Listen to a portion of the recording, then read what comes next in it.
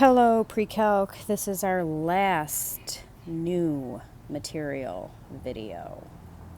I am on page 26 of the packet, the second derivative. And the second derivative is exactly what it sounds like. You take a derivative and then you take another derivative. So number one at the top is kind of just a warm-up.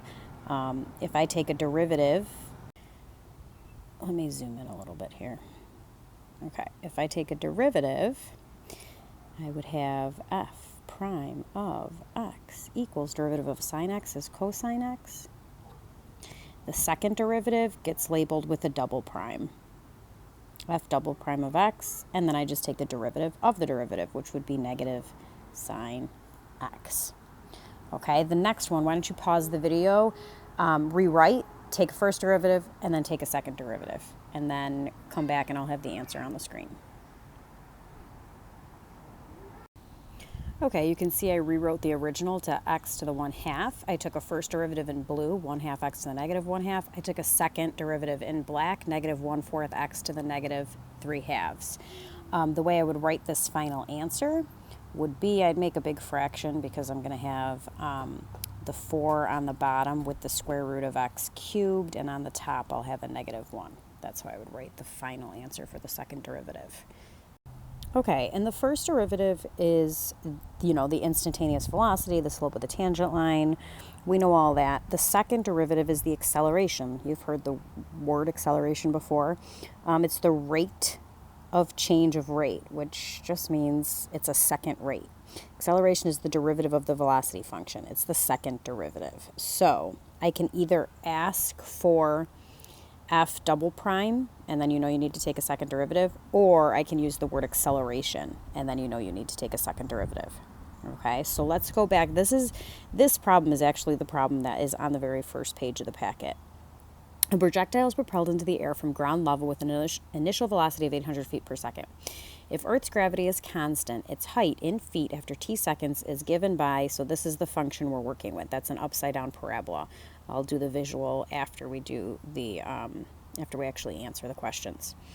Part A, it says find the instantaneous velocity. Okay, instantaneous velocity, that wording means first derivative. So you're going to find a first derivative and then plug 20 seconds in. Part B says find the acceleration. That means second derivative. You're going to find the second derivative and plug 20 seconds in. Okay, pause and do that. I'll do the same. Okay, so I didn't put labels on yet, but in the first one you can see the first derivative is 800 minus 32t. I'm just using the power rule. When I plugged in 20, I got 160. And the first derivative, our label is going to be its change in y over change in x. So y is in feet, x or t is in seconds. So this is feet per second. The second derivative, notice this was just a line, so my derivative just happened to be the constant negative 32. So it doesn't matter what number we were at. We happen to be at 20. My answer is negative 32. The label on this is feet per second squared. I happen to be making this video outdoors, so if you hear noises, that's why. Wind, car, kids running around. Okay, so let me just get back to the original function being an upside down parabola. I'm going to find just a little bit of blank space to kind of go over what's happening here. I'll do the original in the black pen, so we'll say this is the original, okay? And in the original, it's seconds and feet. So then the blue one is our derivative, and our derivative is a negative sloping line, which should make sense, because if this was a negative parabola, there's going to be a negative sloping line. And in this one, this is the slope of that. This is still in seconds.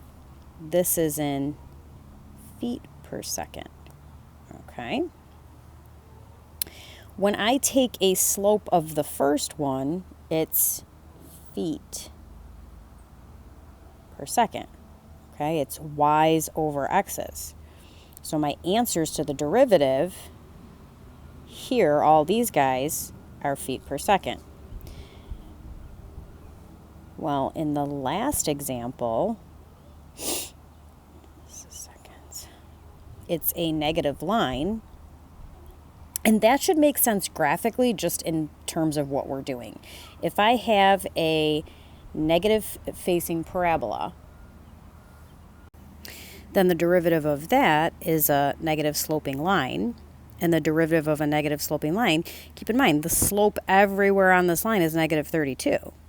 So the derivative of that is just a constant negative 32. Now, when we go to take a derivative or a slope here, it's feet per second, those are my y values, over seconds. And I'm sorry this is so messy, but hopefully you're following the words I'm saying. If I'm taking feet per second over seconds, that's where the seconds squared is coming in. When I go to reduce this, you can think of it as, keep, change, flip, whatever you got to do. It's going to be feet per, which means over, second squared. So that's why the label on your acceleration is feet per second squared. That's how an acceleration gets labeled. All right, so just to, everything that we learned to go from here to here over the last, however many weeks it is. Like, we've got positive slopes. Okay, these are positive numbers. Okay, the slope is 0. Okay, the slope is 0. Okay, we've got negative slopes. Okay, we've got negative numbers. Everything we learned that was true to take us from the function to the derivative, all of that is true to take us from the derivative to the second derivative. Okay, I'm on number 3 now. A little bit different of an example because it's not your standard polynomial. It's an exponential function. It says, a hot object is placed on a table to cool. The temperature in degrees Fahrenheit of the object after x minutes is given by f of x equals 80 e to the negative 0.555x plus 70. So just to kind of reiterate what the question is stating, the information given, is that original function, you plug in a number of minutes, and it will tell you the temperature of the object. So it makes sense to me that that's a rate of cooling. It's definitely going to be exponential decay. Even though E is above 1, the fact that it has a negative exponent makes that base below 1. So that's definitely exponential decay. So I'm going to read A, B, and C, and we're going to see what do they want us to plug into. Do they want us to plug into the actual function to figure out the temperature? Do they want us to plug into the first derivative or the second derivative? Okay, A. How hot is the object at time t equals 2 minutes? To me, that one's the most obvious because it doesn't say anything about a rate or a rate of change. It's specifically asking how hot is the object, which to me says our answer needs to be a degrees Fahrenheit, a temperature. So in part A, we're plugging into the original f of x. Part B. How fast is the rate of cooling changing at time t equals 2 minutes? Okay. C, how fast is the temperature changing at time t equals 2 minutes? So one of these wants us to plug into the first derivative and one of them wants us to plug into the second derivative. The one that wants us to plug into the first derivative is actually the last one. It says, how fast is the temperature changing? So this is asking, how fast is degrees Fahrenheit changing? That's asking me about the change in the original. So that's just a single derivative. How fast is the rate of cooling changing? Well, the rate of cooling is the derivative. So this is asking me how fast is the derivative changing? That wants the second derivative. And we have to pull that just from the wording. Okay, so here's the things I want you to do when you pause the video. I want you to, in part A, just plug 2 into f of x, just to make sure that you're using your calculator correctly and all that. And then down here, I'm going to find the derivative. And then after I find the derivative, I'm going to find the second derivative. I just have more room down here, so that's where I'm going to do that. And then we'll see if we agree. Go. Okay, there's a lot going on this page, but just to start at the top, make sure you remembered the plus 70. And then I got approximately 96 degrees Fahrenheit when I plugged a 2 into the original. Okay, coming down here to what I have written in blue. This is me taking a first derivative. Now this is a chain rule. So that was the last lesson we did. First of all, the 70, the derivative of a constant is 0. So that's why you don't see anything over here. This is an exponential function. The derivative of e to any exponent is going to be e to that same exponent. But because that exponent wasn't just plain old x, that means I have to multiply by the derivative of the exponent. Well, the derivative of negative 0.555x is negative 0.555. That's why I'm multiplying it by that. And any coefficient just kind of comes along. So at the end, I did multiply the 80 and the negative 0.555 together. This is my first derivative, and that is what I would plug into for part C. That's what I'm going to use for part C. Now my second derivative, okay, so I took this derivative and applied the same concept, a chain rule. Here's my exponential function. I did a copy and paste, and then I multiplied by the derivative of the inside, which again was just the negative 0.555. Multiplied those together, and I got a 24.642 out in front. And I'm going to use that for part B. I'm just going to tell you what I got for the answers there. So I would use that last one that I just had in black for plugging in 2, and I got approximately 8.1. I'll do the label in a second. In the third part, I plugged into this guy, and I got negative 14.6. Now, my label for the first derivative is degrees Fahrenheit per minute. And that just comes from the original. My original function outputs Fahrenheit, inputs minutes. So it's a slope, so it's change in y over change in x. So my label on y is degrees Fahrenheit, my label on x is minutes. For my acceleration, it's going to be degrees Fahrenheit per minute squared. Okay. Okay, number 4 at the top is going through the 3 basic things we've done. So when it says average rate of change, none of that, you're not doing a power rule or any of that. That is simply slope. I could give that question to my algebra students. So you take 0, you guys are going to do this, and then I'm going to give you the answer. You take 0, you plug it in, you get a point. You take the 2, you plug it in, you get a point, and then you do change in y over change in x, and you get your answer. Part B, instantaneous rate of change, is going to be your first derivative. So you do your power rule, you plug in 2. Acceleration is going to be your second derivative. You do a power rule of the derivative, you plug in 2. Okay, so pause the video, go ahead and do all 3 of those, and I will be here with the answers. Okay, so for the average rate of change, I got 5.2. It didn't tell me what the time was in, so I just put meters per unit. For instantaneous, I got negative 4.6 meters per unit. For acceleration, that ended up being a constant, negative 9.8 meters per unit squared. In this next one, we are given 3 functions. It gets a little confusing with 3 on one graph sometimes, so this can be tricky for students, especially if it's not super obvious to see the degree, which I don't think any of these are obvious to see the degree. What I mean by that is if I saw on the same graph, a parabola, a diagonal line and a horizontal line, to me that would be obvious that the parabola has to be the function, the diagonal line has to be the first derivative, and the horizontal line has to be the second derivative, just based on degree and knowing what we know about the power rule. So I don't think that's super obvious in any of these.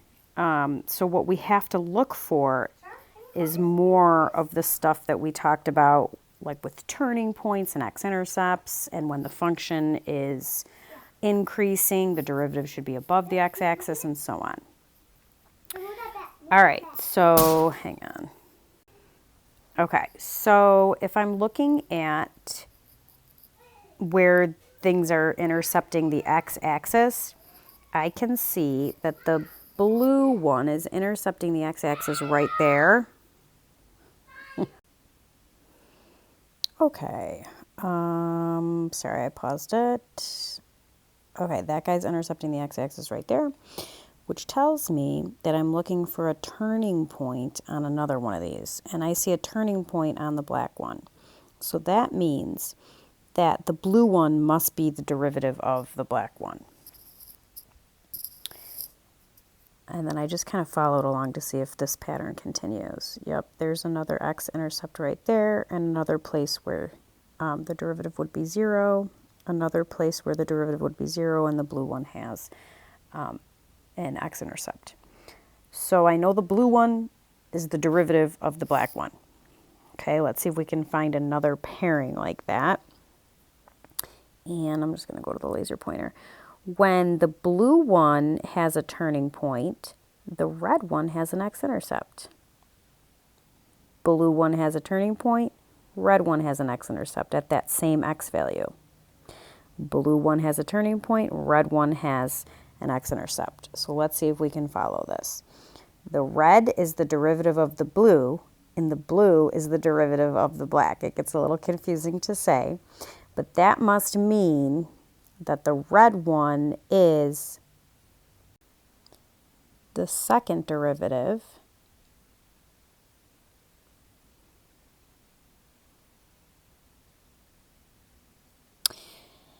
the blue one is the first derivative, and the black one is the function. So just to reiterate, if this is the black one's the original function, the blue one is the derivative of it, and then the red one was the derivative of the blue. Okay, we'll try just one more of these. You guys can try the other ones and then, just check the answer key. If I'm looking at the next one, I am seeing that this guy has a turning point, and that one has an x-intercept. Turning point, x-intercept, turning point, x-intercept.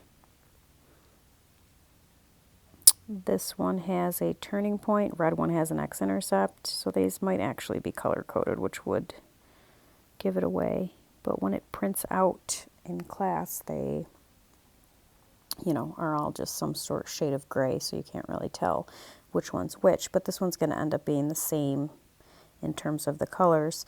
The black one is the original function. The blue one is the first derivative. And the red one is the second derivative. Okay.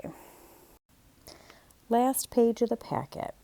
So for every single example on this one, it says each graph below is f prime. So keep in mind, every single one of these, we're looking at a picture of the first derivative. So before we start, I'm going to kind of go up here and just make this note. Keep in mind that f prime is the slope of f, and f double prime is the slope of f prime. So the relationships that we learned, I'm saying this again in this lesson, the relationships that we spent days learning about the derivative compared to the function, we have to know that those exact same relationships that exist between the first derivative and the function are the exact same things that exist between the second derivative and the first derivative. So I use this word slope if you have to replace the word derivative with one word, it's the word slope. Okay, especially when we're going to be looking at graphs. All right, adjusting the screen. Each graph below is the derivative. So I will be asking you questions about the function and questions about the second derivative. And we're going to have to change, how we think about it. Let me go to my laser pointer. At x equals -2. So x equals -2. So we're looking at about right there. I'm going to keep my laser pointer on there. Is the regular function increasing or decreasing? This is not a question you want to answer. directly, because if I'm looking at where I'm pointing, I'm going to say increasing, but that's not what we should be doing. This thing over here is the first derivative. It's asking me about the function. Well, the function would definitely be decreasing. How do I know the function would be decreasing? Because this is telling me that the function would have a negative slope. It's below the x-axis. So the function would be decreasing. I'm going to, on my notes, you'll see I wrote like f is decreasing. And the reason being f prime is negative. Okay, the next question. At x equals -2, so same location. At x equals -2, is the second derivative positive or negative? So now the second derivative is the slope of this guy. Well, the slope right here is positive. So the second derivative would be, or is, positive. The reason I know it's positive is because f is increasing there. Okay, it's a little confusing. If you get it, it's one of those things where you just get it. If you don't, we're just going to move on to the next one. See if you can pick up on it. We're going to do the exact same type of thing here. Next picture. At x equals 1. Here's 1, so function's about there. At x equals 1, is f increasing or decreasing? Well, the fact that this is the derivative and the derivative has a positive number, that means it's telling me that this has a positive slope. Okay, so in this case, the fact that f prime is positive tells me that f is increasing. The next one, at x equals 1, is f double prime positive or negative? Well, f double prime is the slope of the derivative. So what's the slope here? The slope is negative. So because f prime is decreasing, f double prime is negative. My answer key copy is going to be a lot neater than this, but hopefully you're following it as I'm pointing and talking about it. Describe the feature max-min inflection point that would appear on f at x equals -1 and x equals 2. Okay, so what would happen on the regular function? We'll start with x equals -1. So at x equals -1, the derivative goes from below the x-axis to above the x-axis. So that means the slopes go from decreasing to increasing. So at x equals -1, we would have a min. At x equals 2,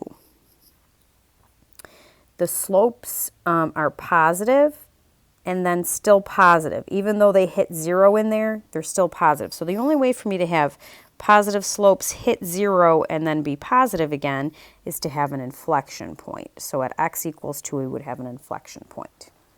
A horizontal point of inflection, to be specific. Okay, last one.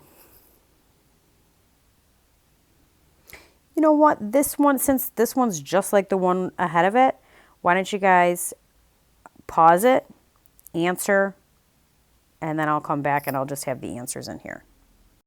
Go. Okay, so at x equals 2, the function would be decreasing because the derivative is negative, so that tells me the slope of the function is negative, aka decreasing.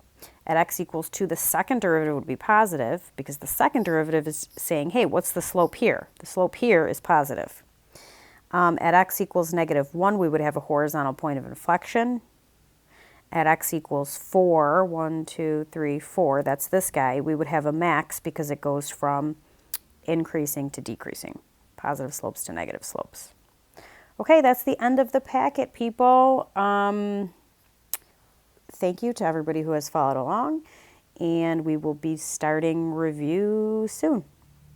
All right, bye everyone.